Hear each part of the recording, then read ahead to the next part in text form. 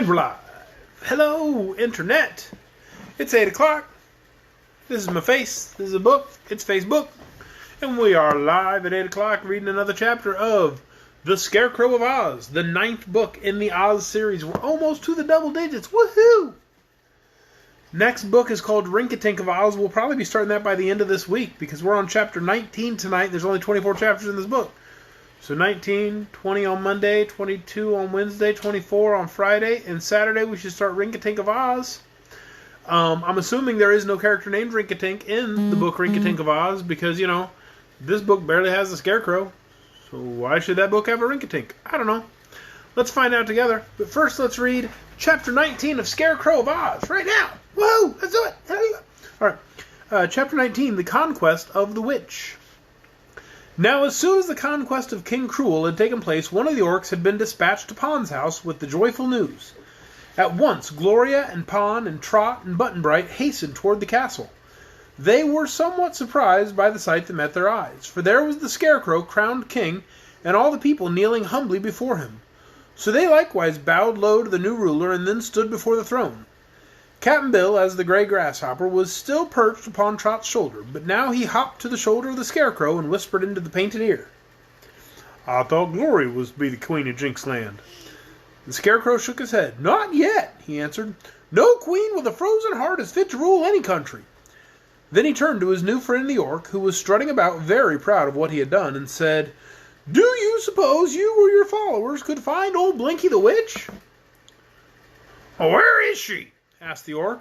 "Somewhere in Jinxland, I'm sure." "Then," said the orc, "we shall certainly be able to find her."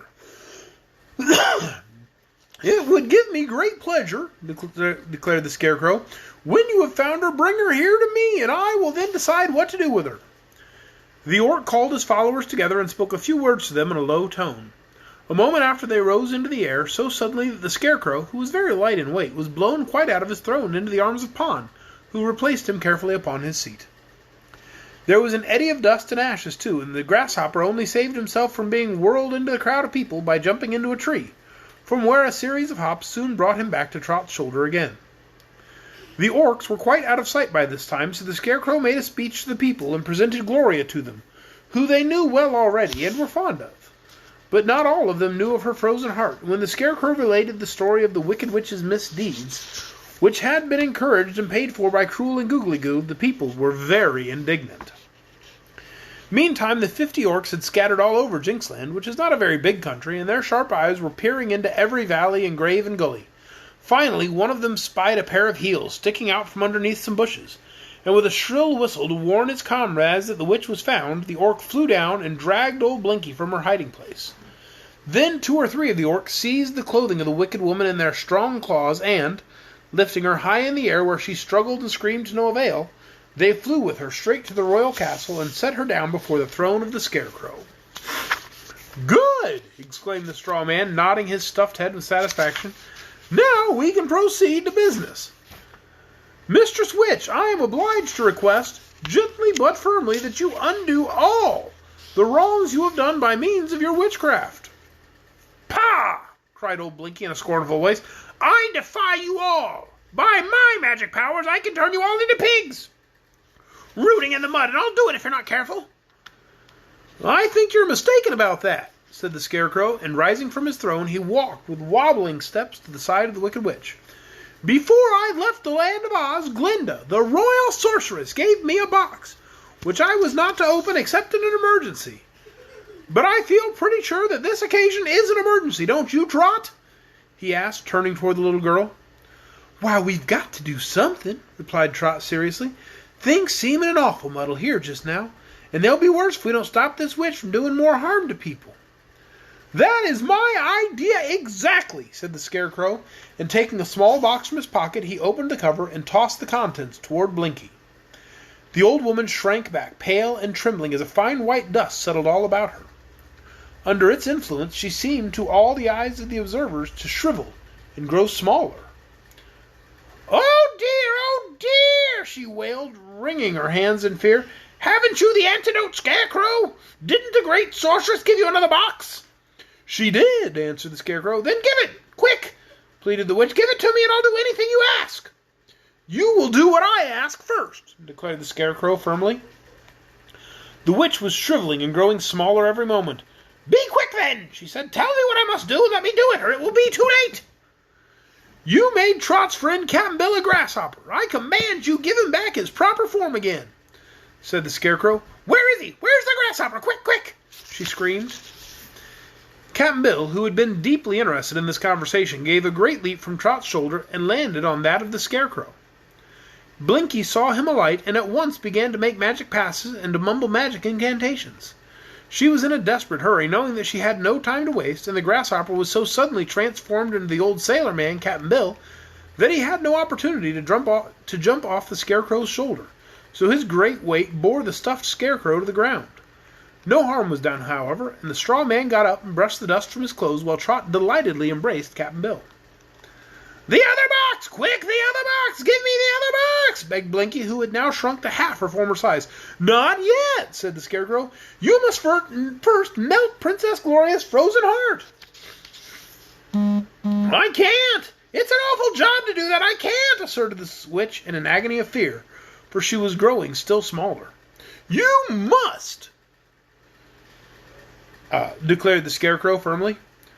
The witch cast a shrewd look at him and saw that he meant it, so she began dancing around Gloria in a frantic manner. The princess looked coldly on as if not at all interested in the proceedings, while Blinky tore a handful of hair from her own head, ripped a strip of cloth from the bottom of her gown. Then the witch sank upon her knees, took a purple powder from her black bag, and sprinkled it over the hair and the cloth. I hate to do it! I hate to do it! She wailed, for there is no more of this magic compound in all the world. But I must sacrifice it to save my own life. A match! Give me a match, quick! And panting from lack of breath, she gazed imploringly from one to another.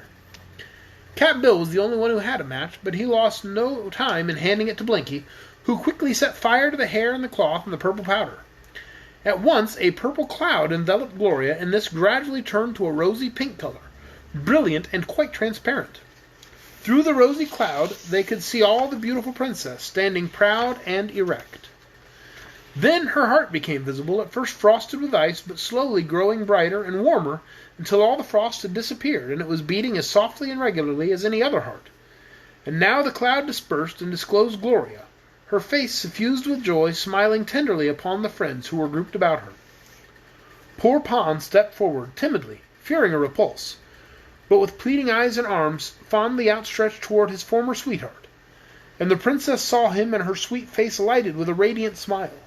Without an instant's hesitation, she threw herself into Pon's arms, and this reunion of two loving hearts was so affecting that the people turned away and lowered their eyes so as not to mar the sacred joy of the faithful lovers. Are we okay over there? Your son's being very weird. If he's going to be that way, he can go to his room. Or you can stop and listen, okay? Sorry, sometimes I got a parent in the middle of reading. But Blinky's small voice was shouting to the Scarecrow for help. The antidote! She screamed. Give me the other box, quick! The Scarecrow looked at the witch with his quaint, painted eyes and saw that she was now no taller than his knee. So he took from his pocket the second box and scattered its contents on Blinky. She ceased to grow any smaller, but she could never regain her former size, and this the wicked old woman well knew. She did not know, however, that the second powder had destroyed all her power to work magic, and seeking to be revenged upon the Scarecrow and his friends, she at once began to mumble a charm so terrible in its effect that it would have destroyed half the population of Jinxland had it worked. But it did not work at all, to the amazement of old Blinky. And by this time the Scarecrow noticed what the little witch was trying to do, and said to her, Go home, Blinky, and behave yourself. You are no longer a witch, but an ordinary old woman. And since you're powerless to do more evil, I advise you try to do some good in the world. Believe me, it is far more fun to accomplish a good act than an evil one, as you will soon discover when at once you've tried it. But Blinky was at that moment filled with grief and chagrin at losing her magic powers. She started away toward her home, sobbing and bewailing her fate, and not one who saw her was at all sorry for her. And that is the end of chapter 19. What was the title of chapter 19? I just read it before I got started here. That is the end of chapter 19, The Conquest of the Witch. Join us tomorrow night, 8 o'clock, right here, if you want, for chapter 20, Chapter 20, Queen Gloria. I do hope to see you then. Good night, everyone.